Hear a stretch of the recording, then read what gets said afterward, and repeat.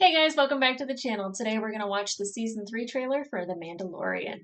I'm super excited because I feel like this is going to have a lot of Mandalorian lore.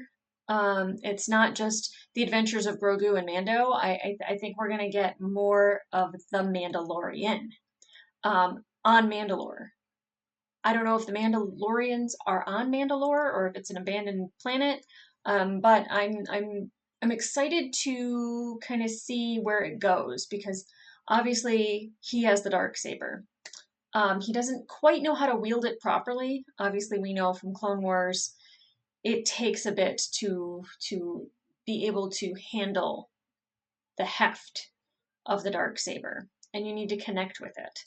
I'm looking forward to seeing him kind of go through some trials, some training, maybe. That'd be really cool. But also for him to kind of see like the difference between like the different clans, and if he meets more Mandalorian, like how different they are and like their beliefs, and does he need to still wear that helmet? I would love to see more Pedro Pascal's face. I'm just saying, it's a great face. But you know, I think it'd be good for him to see how different Mandalorians live and see that he can probably have a life that isn't so lonely, it isn't so cold, it isn't so much just the clan. He can reach out, you know, like maybe have a family. There's a lady that lives in the jungle that has a daughter that was very intent on keeping him there. Go get yours. Go Mando. But it would also be really cool to kind of get more of Din Djarin's backstory. I think that he is still very much a mystery, even though we learn little bits and pieces about him and we see him grow as a character. I'd really like to know what his childhood was like, what growing up in that clan was for him, and you know where he goes from here, especially with Grogu, because Grogu has a different destiny. He definitely, you know, wants to use the Force, and but he doesn't want to be a Jedi. That's perfectly fine. A Force wielding Grogu, I think, is perfectly acceptable. Grogu the Jedi, I don't know. He's gonna live to be like 1,000 years old, so he's got plenty of time to make up his mind. Okay, guys, I'm not going to waste any more time. I'm super excited to watch this trailer. I want to see little buddy again. He's just so cute. So let's get into it.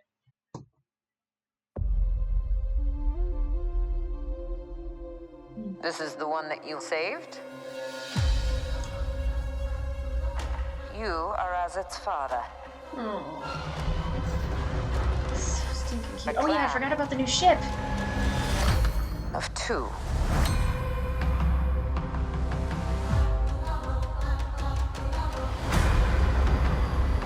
But you have removed your helmet. Then you are a Mandalorian no more.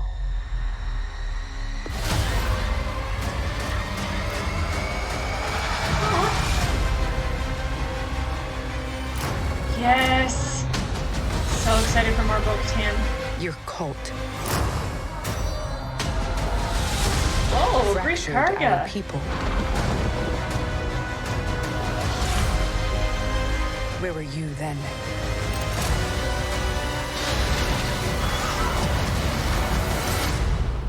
Did you think your dad was the only Mandalorian? Aww.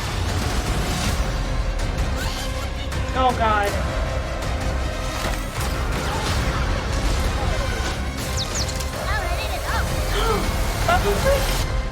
All right, kid.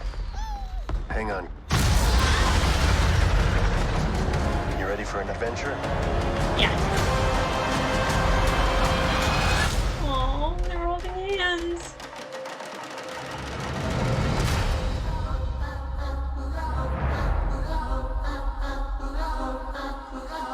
'23.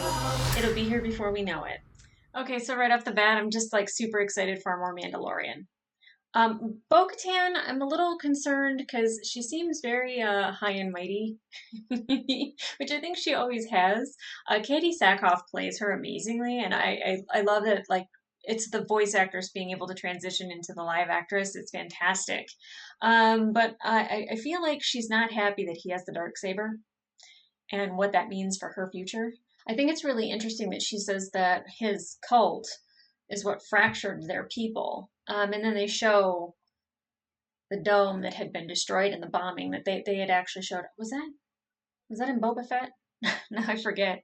It's all running together. We saw a couple scenes. Obviously he goes back to Tatooine. I think that was an R5 droid that was on the top of his ship. Instead of Grogu being in the bubble, he's actually in the cockpit with him. I actually like that. They were holding hands. It's very sweet. Although traveling at light speed with just the glass shield, that freaks me out, man. I don't think I was built for space. Correction, I don't think it was built for space travel. Correction, I might be perfectly fine. Who knows? The idea of it's a little makes my stomach turn just a tad. We saw Babu Freak, I think, or a Babu Freak character. We saw some of the Salacious Crumb things just hanging out in trees, not in cages, not being grilled, and not sitting on Jabba the Hutt. So, step up. Yeah, they're doing okay. They're living the life.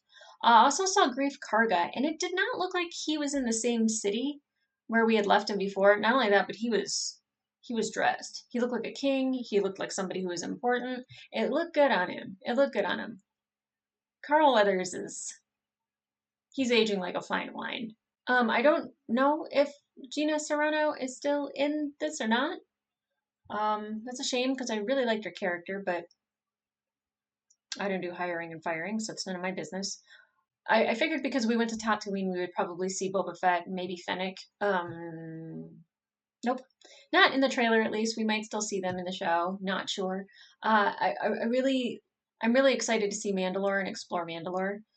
But there wasn't a ton. It was a lot of visuals, not a lot of gauging where the story goes, other than he's a Mandalorian no more, has to go to Mandalore. Bo-Katan not happy. Grogu flying in the front seat. Greef Karga's living the life. I think that's a good summary. Okay, guys. I will be reacting to the series, which I'm super excited for. They always know how to throw a curveball. They've made me so emotional during the Boba Fett episodes, especially with the Luke and Ahsoka storyline, which I'm super excited about that. I'm surprised we don't have a trailer for that. I would love to have a trailer for Ahsoka. I don't know, maybe it'll happen this weekend. I doubt it, but it would be nice. Okay, but like, subscribe, get notifications if you want to come back here to watch me react to this series. I am currently reacting to The Expanse and The Sandman, and also Cobra Kai, so you can catch those on my channel as well, along with other movie reactions. You can head over to my Patreon for full-length reactions. If that's something you jam with, you like it, you jive with it, cool. Alright guys, I'll see ya.